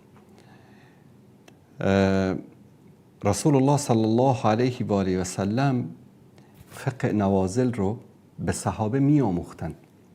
ما در یک حدیث معروفی داریم، حدیث معاذ ابن جبل رضی الله تعالی عنه، وقتی که رسول الله صلی الله علیه و آله و سلم ایشان را به عنوان قاضی به یمن میفرسته، از معاذ میپرسن که در اونجا به چه حکم میکنی؟ میفرماید که به کتاب الله. اگر در کتاب الله نبود گفت به سنت رسول الله. اگر مسئله اتفاق افتاد که نه در کتاب الله هست و نه در سنت رسول الله صلی الله علیه و سلم، آن وقت چی کار میکنی؟ معاذ رضی الله تعالی عنه میفرماید که در پرتو قرآن و سنت اجتهاد میکنم. گاهی اوقات مسائل اتفاق میافتد که امروز ما در دنیای معاصر شاهدش هستیم. خیلی از اشیایی که امروز ما از اون استفاده میکنیم، حوادث و اتفاقاتی که افتاده، نه در قرآن کریم ذکر شده و نه در زمان رسول الله صلی الله علیه و سلم وجود داشته که ما حکم سریع از قرآن و سنت در موردش داشته باشیم. در اینجا در پرتو قرآن و سنت علما در پرتو فقه نوازل یا فقه واقع میان این موضوعات رو بررسی میکنن و حکم و فتوا صادر میکنن. وقتی که معاذ این صحبت رو کرد، پیامبر صلی الله علیه و سلم دست مبارکشون رو به سینه اش زدن، گفتن که سپاس پروردگاری را که فرستاده رسول الله رو توفیق داد. و همچنین برای عبدالله ابن عباس رضی الله تعالی عنه دعا می‌کردند که اللهم فقهه فی الدین و علمه تأویله، که بارالله او را فقیه در دین بگردان و علم تأویل رو برو بیام. علم تأویل و فقه، بعضی از انسان ها میگن خب این مذاهب و این فقهایی که بودن، شافعی و مالکی و حنبلی و امام ابو حنیفه و غیره، اینا اختلافات آوردن. نه خیر، اینها در پرتو همین فقه واقع و فقه نوازل در زمان خودشون احکامی که برای مسلمان ها و مسائلی که برای مسلمان ها اتفاق می افتاد یا نیاز می شد رو اینها بیان کردن، بسط کردن، شرح کردن در پرتو قرآن و سنت. به همین دلیل من قول یکی از علما رو خدمت شما عزیزان اینجا بیارم که یکی از ائمه سلف میگه در زمان صحابه و تابعین، در زمان صحابه این اتفاق افتاده. میگه فکانوا اذا نزلت بهم النازله بحثوا عن حکم الله تعالی فيها من کتاب الله و سنت نبی. میگه دنبال میگشتن که در کتاب یک اتفاقی براشون افتاد، در کتاب الله و در سنت رسول الله صلی الله علیه و آله و سلم چه حکمی صادر شده. بعد از اونها کسانی که بعد از صحابه اومدن، میگه وقتی که برای اونها اتفاقی اگر میافتاد، مسئله‌ای که مبهم بود، شبهه‌ای پیش می آمد، چیکار میکردن؟ مراجعه میکردن به قرآن و سنت رسول الله صلی الله علیه و آله و سلم و در پرتو قرآن کریم و سنت رسول الله صلی الله علیه و آله و سلم حکم صادر میکردن. اما متاسفانه امروز جوانان ما، علمای ما، عزیزان ما بر اساس هوا و هوس، به نظر من، دیدید من یکی از دعوتگران معروف و مشهور است، اسمشو نمیگم، کلیپش دیدم چی میگه، به نظر من امروز ما باید در کنار جمهوری اسلامی ایران قرار بگیریم. تو سر پیاز، تو ته پیاز، تو چی کاره که به نظر تو کی هستی که در مسئله‌ای که امروز ما باید در پرتو قرآن و سنت و در پرتو شریعت باید تصمیم بگیریم، نه بر اساس هوا و هوس. واقعا از جرأت این مردم انسان تعجب میکنه.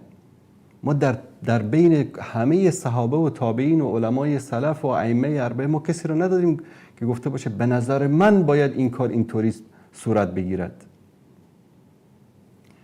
و خیلی از دوستان نوشتن در یوتیوب که پس چه کار کرد، سبب چی است؟ سبب این است که امروز در فقه نوازل و در فقه واقع علمای ما و دعوتگران ما کار نکردن، اصلا بیخبرند.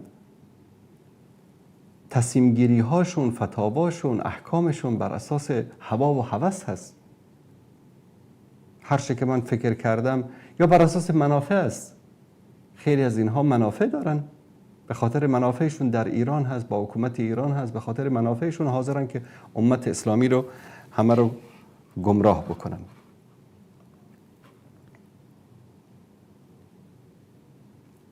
و این هر کسی که اگر امروز ندای دشمنی با اسرائیل و با آمریکا رو سر داد، آیا ما در کنار او بایستیم، او رو تایید بکنیم، او رو جز امت اسلامی بدانیم؟ این نه فقه هست، این نه عقل است، نه منطق است و نه دین است. همچنین یکی از دوستان عزیز یک مطلبی رو خواستن در موردش صحبت بکنیم که چند روز قبل در افغانستان یکی از مسئولین در حکومت کسی رو سیلی زده بود، جوانی رو خیلی سر صدا کرد در سوشل میدیا و اینها، و یکی از دوستان خیلی با اصرار از من خواست که در این مورد هم صحبت بکنم. اتفاقا امروز با دوست دیگری که از عزیزان است، نزدیکان است، با اون داشتم صحبت میکردم، همین مسئله رو ایشون یادآوری کردن و گفتن در زمانی که دانشجوی دبیرستان یا لیسه بودند، صنف 10 فکر کنم گفت، در افغانستان در زمان جمهوریت، مدیر همون لیسه به خاطر اینکه ایشان رفتن وقت نماز ظهر بود، میگه رفتن، میگه در مصلای مدرسه یک جایی که برای نماز مشخص کردن، این در کابل در زمان جمهوریت، میگه رفتم اونجا نمازمو تند خواندم و وقتی که برمیگشتم سر کلاس میدیر در راهرو منو دید، گفت کجا بودی؟ گفتم که نماز خواندم. تا گفتم نماز خواندم چنان یک سیلی زد، میگه که تا هنوزم برقش رو میگه احساس میکنم. گفتم چرا؟ گفت که به خاطر اینکه تو درس میمانی، درس هم عبادت است، تو میری نماز میخوانی. ببینید دوستان عزیز، سیلی زدن این متاسفانه یک فرهنگ شده در افغانستان و در بعضی از کشورها و این مختص این حکومت و آن حکومت نیست. این متاسفانه در مدارس دینی، در مدارس حکومتی، در جنگ ها، در خصومت ها، در کوچه و خیابان ببینید دو نفر با هم درگیری میشن، اولین کاری که میکنن به هم دیگه سیلی میزنن، به صورت هم دیگه میزنن. رسول الله صلی الله علیه و سلم در حدیث صحیح در کتاب بخاری در حدیث صحیح میفرمایند که اگر با برادر مسلمانتان یا با همدیگر درگیر شدید، و این طبیعی است، انسان گاهی اوقات درگیر میشه، میگه هر کاری که میکنید فلیجتنب الوجه، از صورت دوری بکنید، به صورت همدیگر نزنید. همین حدیث با صیغه دیگر در صحیح مسلم آمده است: اذا قاتل احدکم اخاه فلیجتنب الوجه، اگر با برادر مسلمانتان درگیر شدید هیچ وقت به صورت نزنید. حتی در مسئله ضرب یا زدن زن که طبیعتا بعد از اون مراحلی که ذکر میشه، رسول الله صلی الله علیه و سلم از زدن به صورت منع کردن، یا اینکه زدنی باشه که اثر بگذاره، اثرش رو بدن بمانه، سرخ بشه، کبود بشه. حتی کودکان رو منع کردن که به صورتشون نزنید.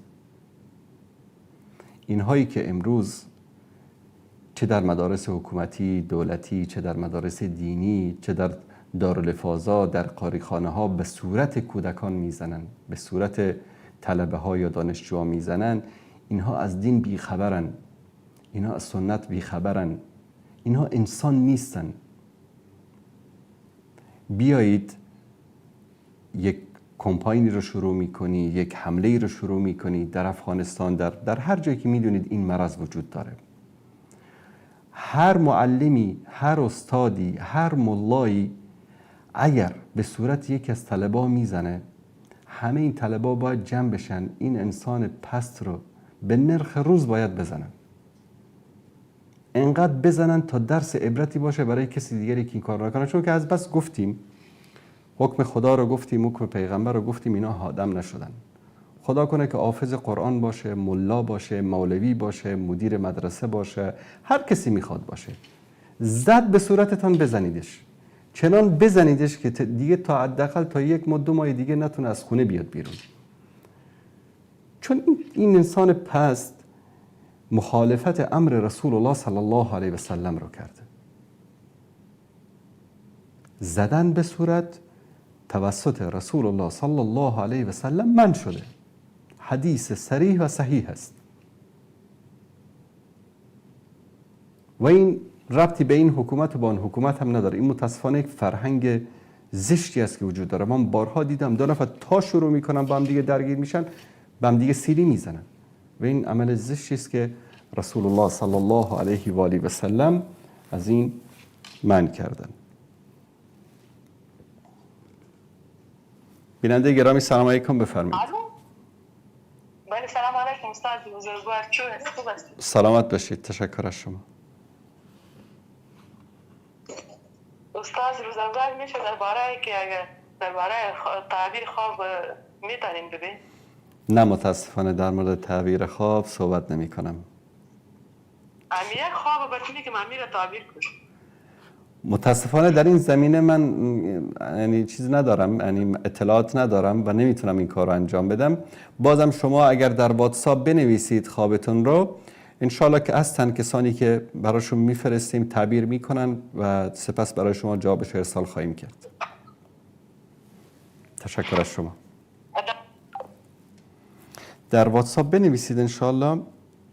این رو هم خدمتتون بیان بکنم خواهر گرامی که بهتر این است که انسان وقتی خوابی رو میبینه استغفار بکنه، اون دعایی که بعد از بیدار شدن از خواب، قبل از خواب، دعایی که در صبح و شام هست بخوانه و خواب خوبی بود، احساس خوشحالی در درونش کرد و احساس آرامش کرد، به کسی نگید و همچنین اگر خواب بدی دید استغفار بکنه، صدقه بده و الله سبحانه و تعالی آنچه خیر دنیا و آخرت است اون رو براتون آسان بکنه. بیننده گرامی سلام علیکم، بفرمایید. سلام علیکم استاد، خوب هستی؟ سلامت بشید. تشکر از شما.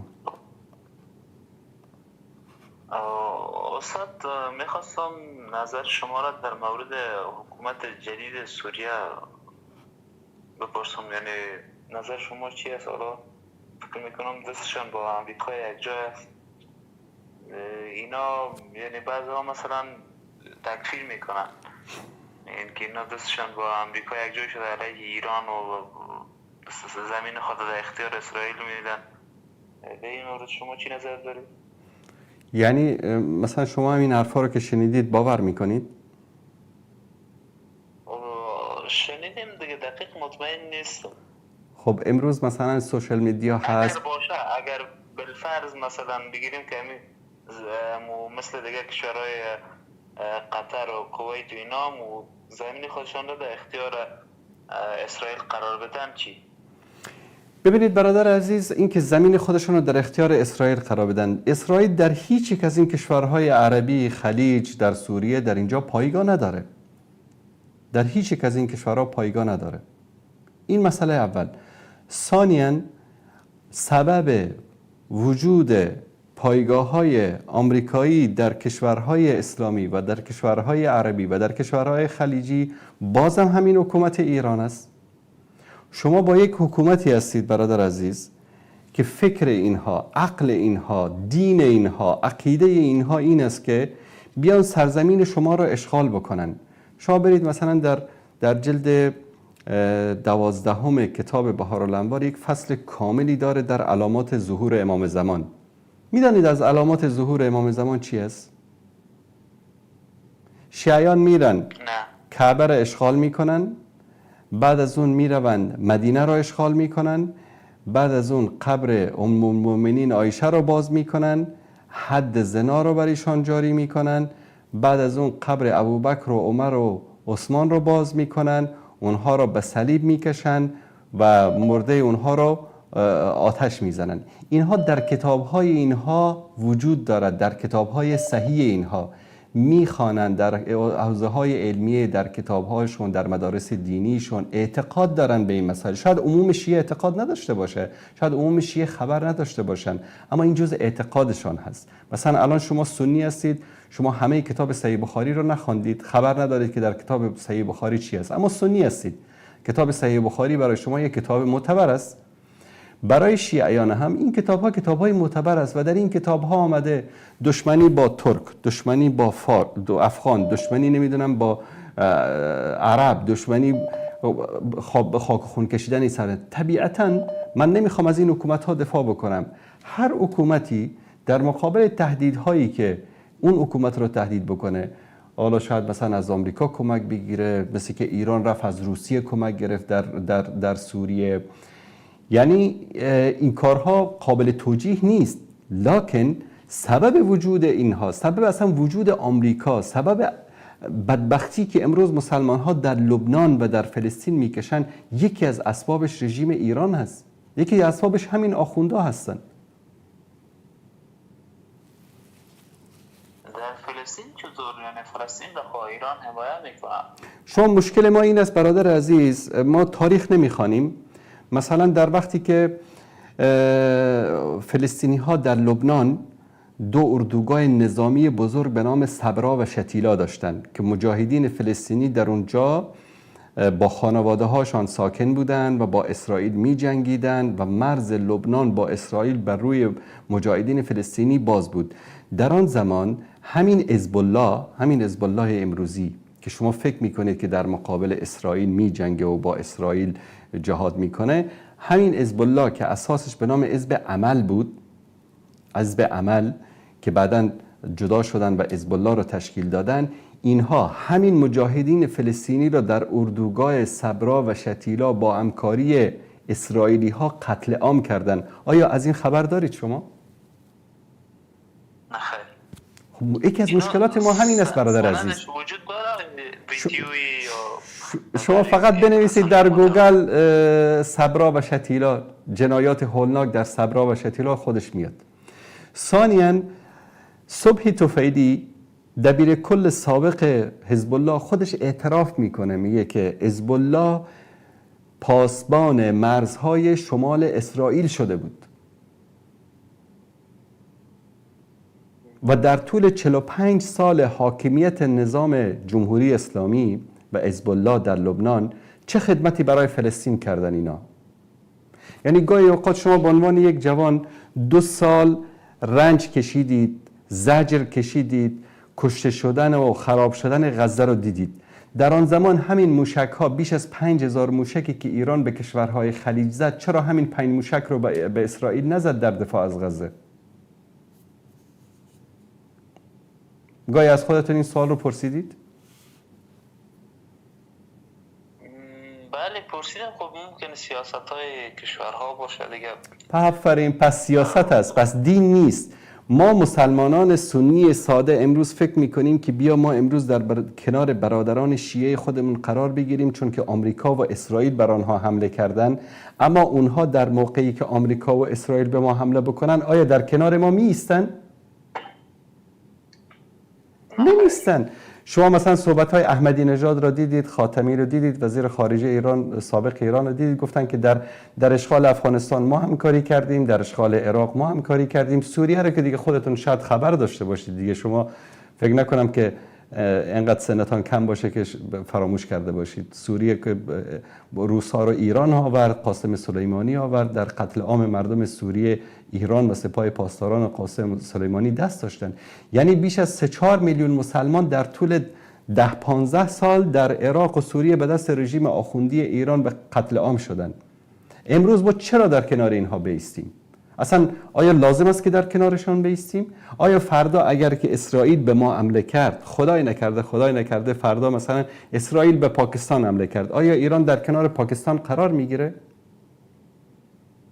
نه شاید قرار نگیره، اما ما میگیم به خاطر منفعت خود ما باید در کنار ایران استاتیم، چون اگر اسرائیل بیاید بگیره دیگه همه را یهودی میسازه و قتل عام. خب اگر ایران پیروز شد، ایران مثلا آمریکا و اسرائیل رو شکست داد، بعد ایران چی کار میکنه؟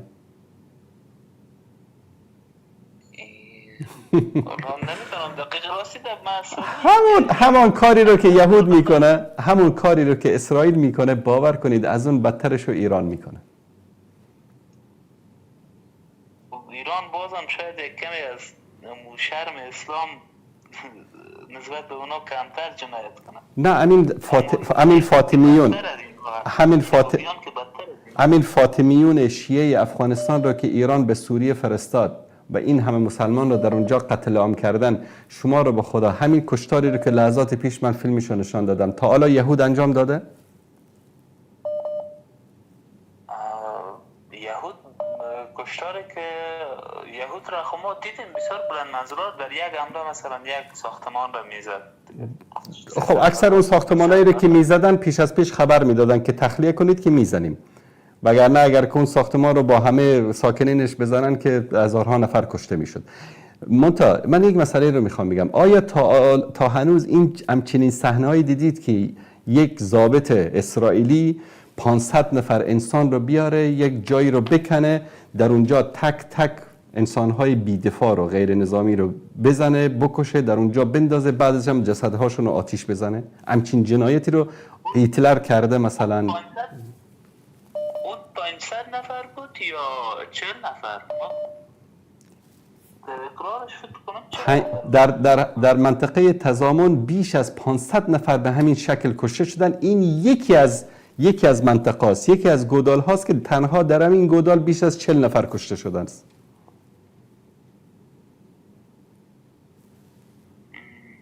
تشکر از شما برادر است. تشکر از شما. زنده باشید. خواهش میکنم.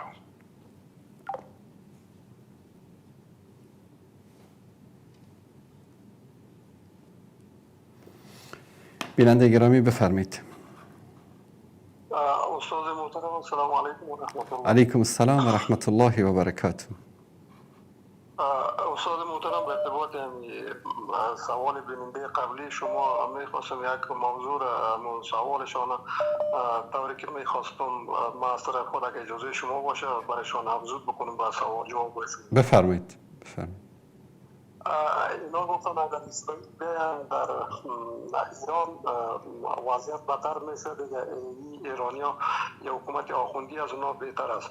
ما باید یک مسلمان که شاید فردا عمر به پایان برسه و فردا با از این دنیا برم با حضور الله ایستاد شوم و سوال جواب کنم، باید همین یک مسلمان میخوایم که برای شما عرض بکنم جناب استاد محترم، اگر اسرائیل یک دست مرا بگوید که یک طرف حکومت آخوندی شیعیسم است و یک طرف هم اسرائیل، دیگر آپشن سیوم تو نداریم. باید یک مسلمانی که با الله و روز آخرت ما داریم از هر تصمیم و از هر صحبت و از هر حرکت در روز محشر از پیش سوال میشه، تو در این چی فیصله میکنی؟ ما باید یک مسلمان تمام مسائل ما نظر گرفته، ما میگم که میشه استاد. بله بفرمایید.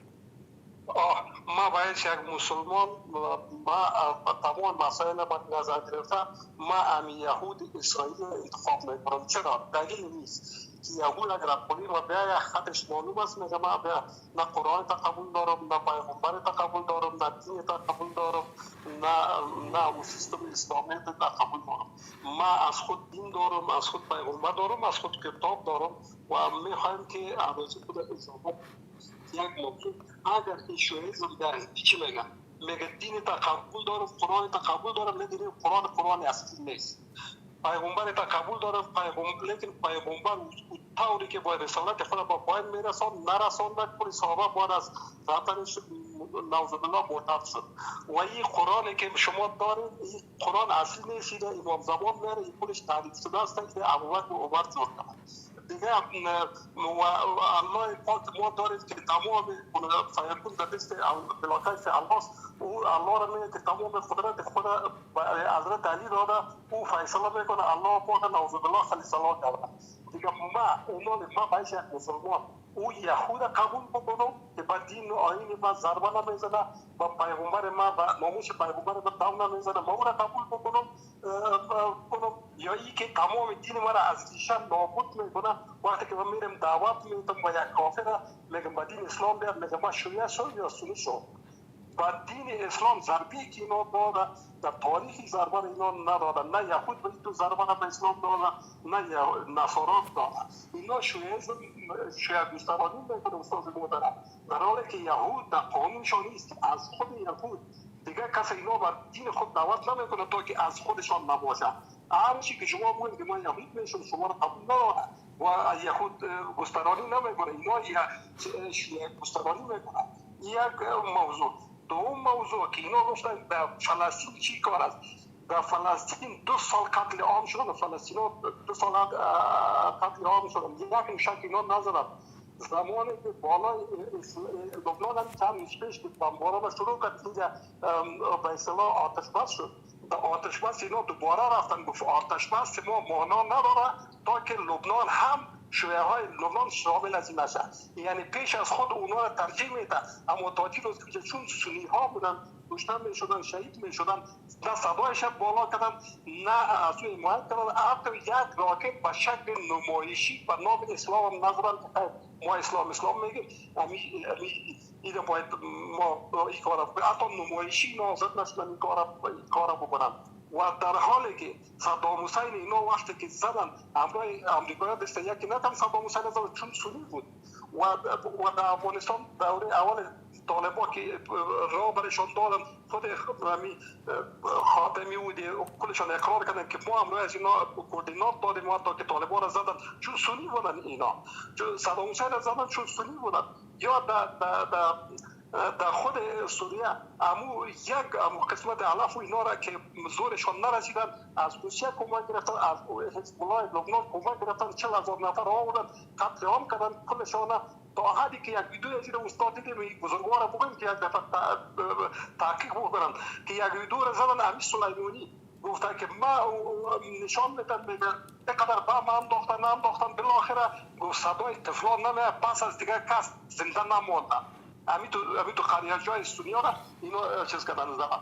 این روز ما با صراحت لحجه با وجدان پاک با سربلندی با عزت و غرور اعلان می‌دارم که از این آخوندهای فعلی رژیم ایران که ضد اسلام است، ضد پیغمبر است، ضد ناموس پیغمبر است، ضد صحابه است، از دیگر 1000 مرتبه ترامپ شرف داره، نتانیاهو شرف داره.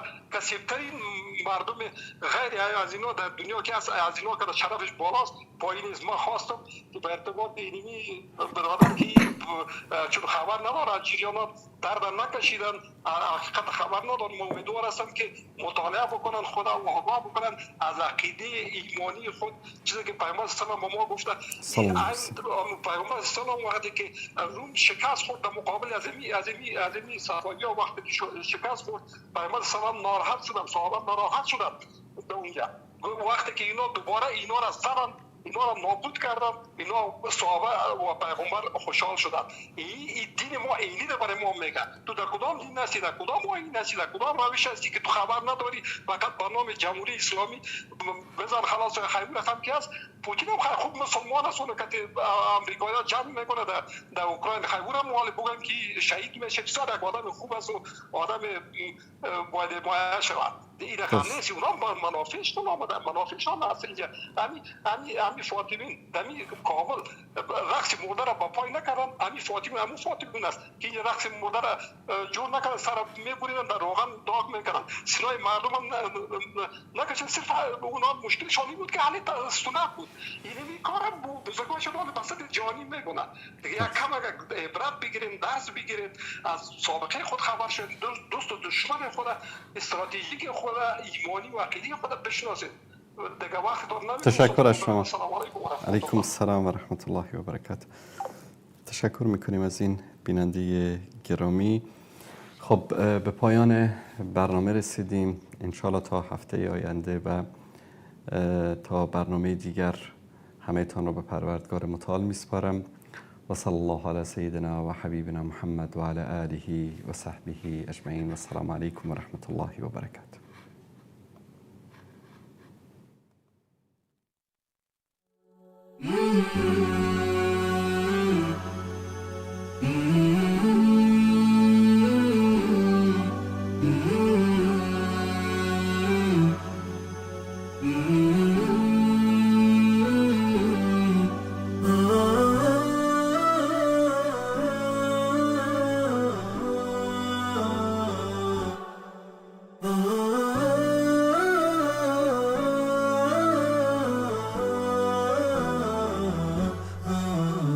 نداء الحق صوت قد شجاني وبلغني الحقيقة والأماني وكان لي السبيل إلى المعالي ونورا للهداية والبيان.